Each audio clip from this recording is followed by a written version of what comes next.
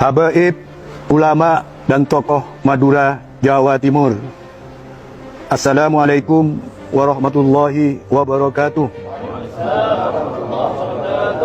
Pada yang terhormat Presiden Republik Indonesia, pimpinan MPR RI, pimpinan DPR RI, pimpinan DPD RI di Jakarta.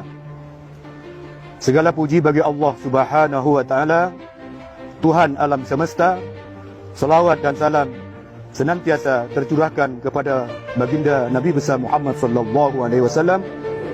Semoga kita selalu mendapat perlindungan dan diberi kekuatan oleh Allah Subhanahu wa Ta'ala. Sehubungan dengan disahkannya Undang-Undang IKN dalam rapat paripurna DPR RI tanggal 18 Januari 2022 yang proses pembahasannya sangat singkat dan terbatas, sehingga Undang-Undang IKN ini dinilai cacat prosedural oleh berbagai kalangan. Maka kami, habaib, ulama dan tokoh masyarakat Madura sangat perlu menyampaikan beberapa hal sebagai berikut. 1. Jakarta yang sejak kerajaan Pajajaran bernama Sunda Kelapa merupakan kota pelabuhan strategis dan menjadi jantung pemerintahan dari zaman ke zaman. Hal tersebut dapat kita ketahui dalam sejarahnya mulai abad 15 ketika Syekh Fathahillah atau Faletehan bersama pasukannya dapat memukul mundur pasukan Portugis dan merubah nama Sunda Kelapa menjadi Jayakarta. Kemenangan atau Karta besar, jadi Jayakarta merupakan simbol kemenangan besar atas perjuangan Fathahillah bersama pasukannya.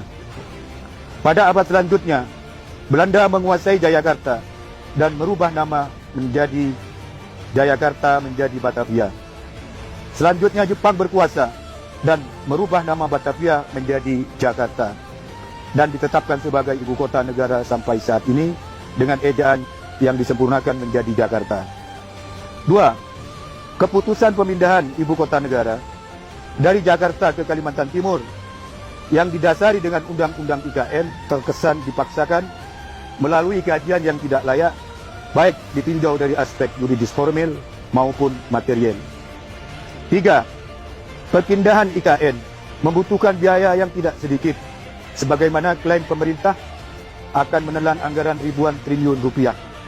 Hal ini tentu saja akan membebani APBN dan berdampak serius pada keuangan negara serta ekonomi rakyat Indonesia, karena saat ini Indonesia sedang dihadapkan dengan utang yang mencapai ribuan triliun.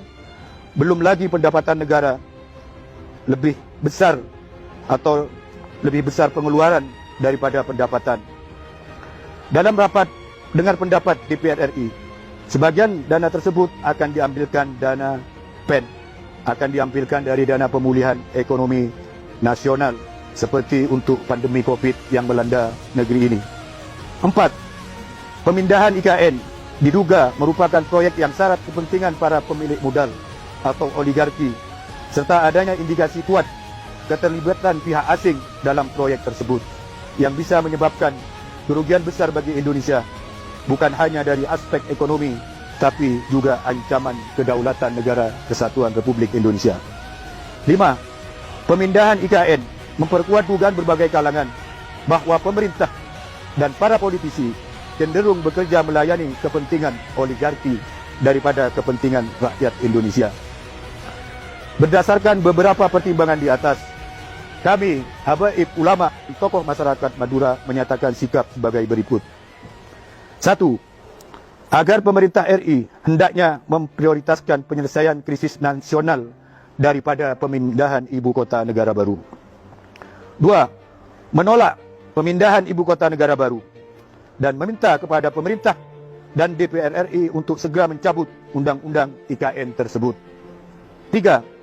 Ibu kota negara tetap di Jakarta, karena Jakarta mempunyai nilai sejarah yang berhubungan erat dengan kemerdekaan Republik Indonesia dan merupakan tempat dibacakannya teks kemerdekaan Proklamasi Indonesia 17 Agustus 1945 dan secara tersirat termaktub di dalam pembukaan Undang-Undang Dasar 1945. Demikian kami sampaikan, atas perhatiannya disampaikan.